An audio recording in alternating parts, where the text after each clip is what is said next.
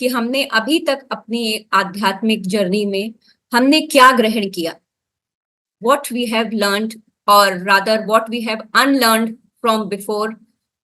So ये journey हमारे आध्यात्म स्पिरिचुअलिटी में जो भी हमने सीखा है, जो भी हमने पाया है, और हमारा बेसिस हमेशा ही स्पिरिचुअलिटी में तत्व बोध ही है।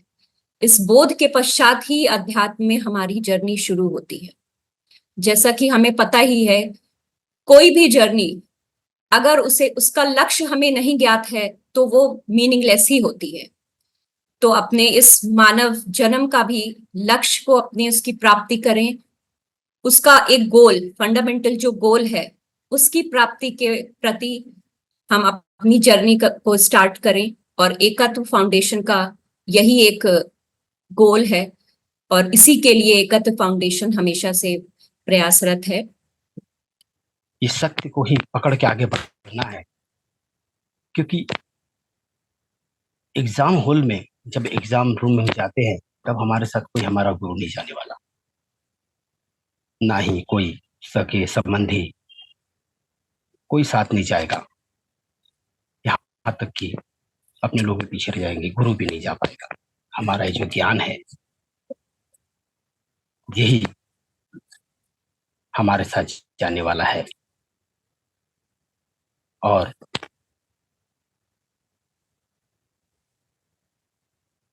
ये ज्ञान ही हमें मुक्ति दिलाएगा।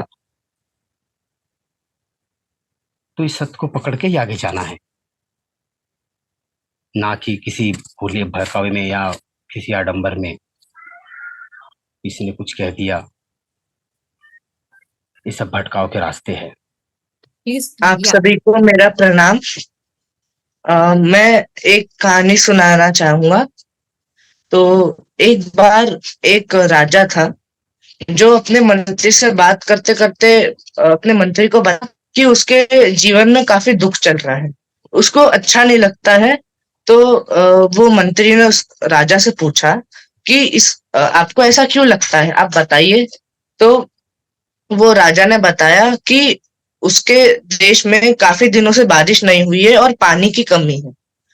इसी के साथ जो किसान है वो उससे नाराज है और उसके पास धन की कमी है।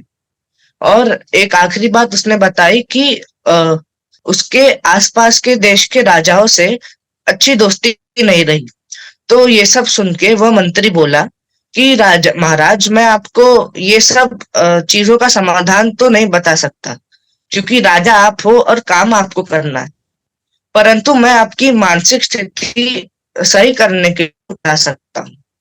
तो वो मंत्री ने बताया कि आप सकारात्मक सोचिए। आप ये सोचिए कि आपके देश में काफी अच्छी बारिश हुई है।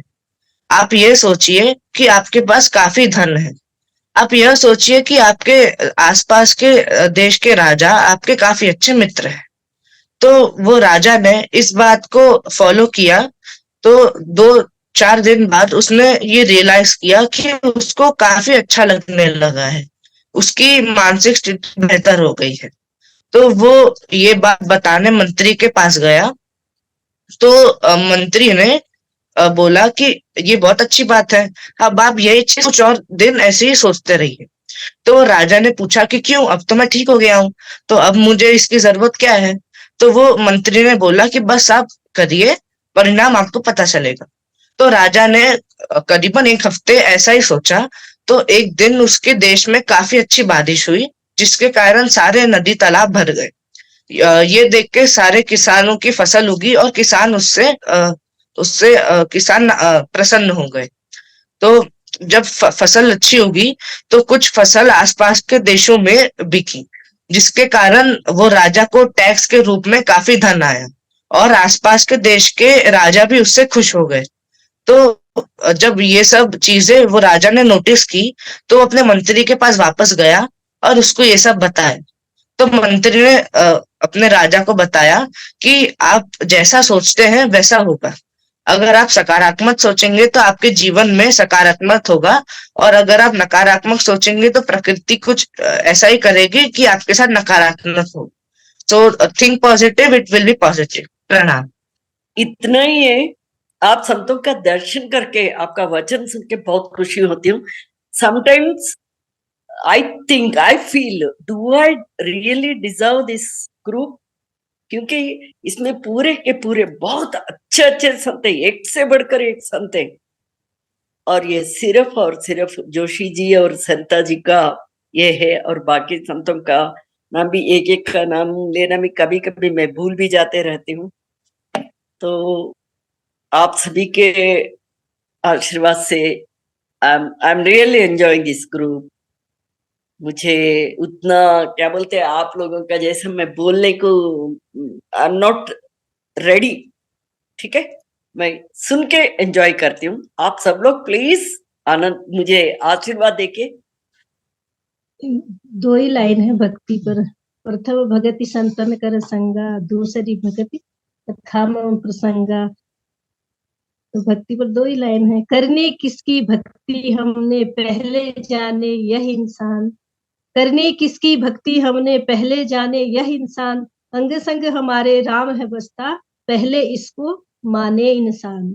अंग संग हमारे राम है बसता पहले इसको माने इंसान। हरि चरणों में समर्पित हो जा तब लगेगा हरि में ध्यान। गुरु चरणों में समर्पित हो जा तब लगेगा हरि में ध्यान। समर्पण में कोई शर्त नहीं होती, भक्ति में कोई शर्त नहीं होती। समर्पण हो जा तन मन धन से, पत्थर हुआ कलाकार को समर्पित, बन गया सुंदर मंदिर की मूरत। घर घर पूजा होने लगी, बदल गई पत्थर की सूरत। पत्थर हुआ कलाकार को समर्पित, बन गई सुंदर मंदिर की मूरत। घर घर पूजा होने लगी, बदल गई पत्थर की सूरत। मीरा हुई गिरधर को समर्पित, जहर बन गया अमृत का प्याला। भरी सभा में जब द्रौपदी हुई समर्पण, लाज इसने बचाई थी।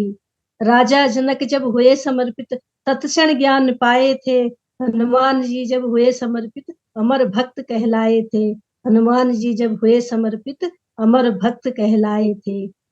सबके चरणों में कोटि कोटि नमन, चरण बंदन, नमस्कार।